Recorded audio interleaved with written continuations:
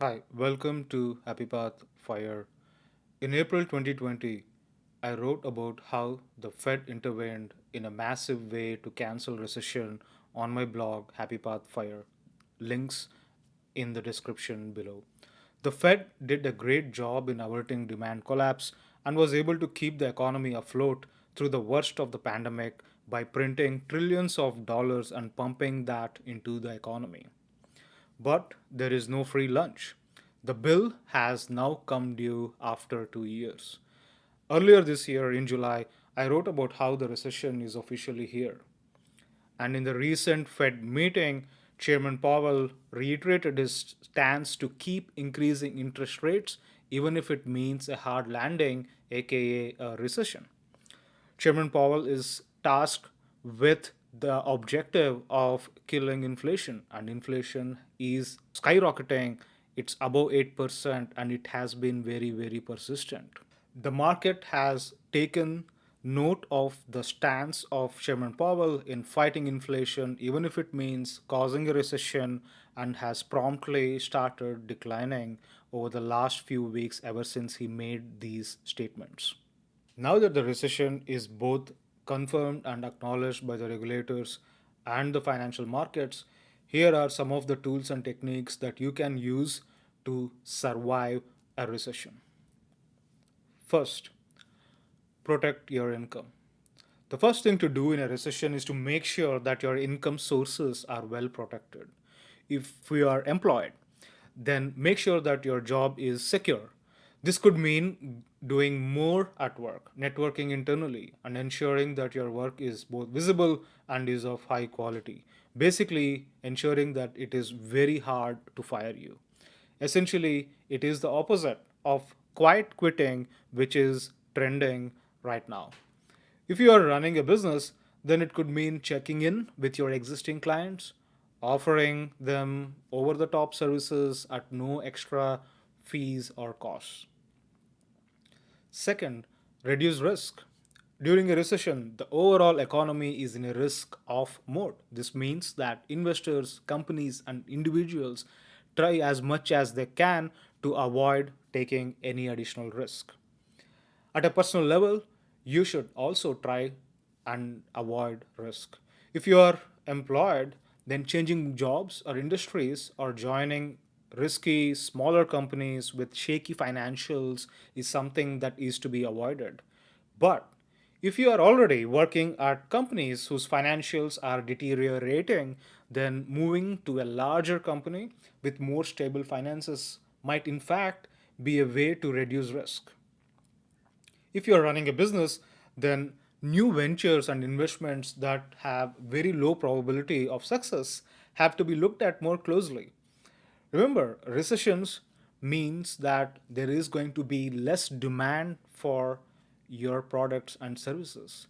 So the financial projections that you might have created during the growth phase of the economy may not be applicable during a recession. It means that your projections on new ventures needs to be reassessed. Third, reduce debt. The early part of the recession will have very high interest rates.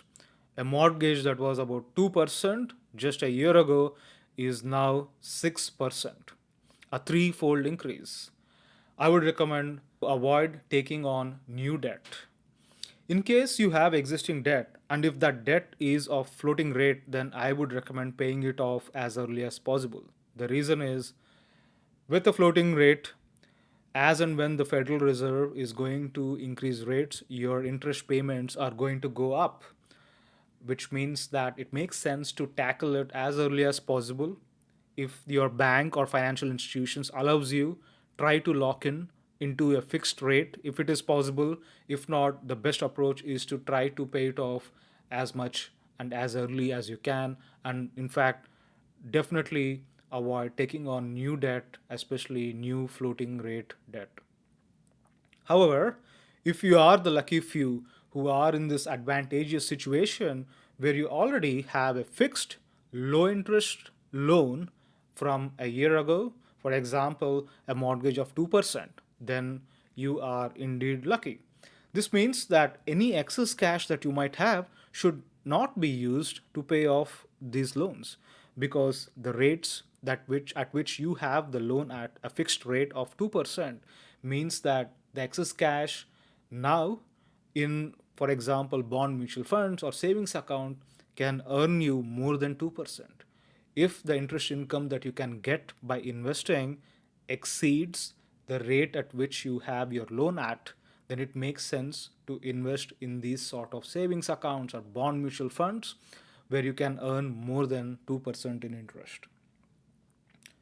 Fourth is to cut down expenses. Of course, it's a no-brainer to cutting down expenses, but during a recession, cutting down expenses can be massively helpful. This is one of the few things that are completely in your control. One way to do this is to understand your spending pattern. Take a look at your credit card statements over the last 12 months, categorized into just two large buckets: must haves and nice to haves. Cut down on nice to haves as much as possible. Learn about budgeting, implement a simple budget, and allocate more to savings. In case you are part of the community which has already retired, fired, financial independence, retire early, and then I would recommend trying to withdraw less from your fire portfolio.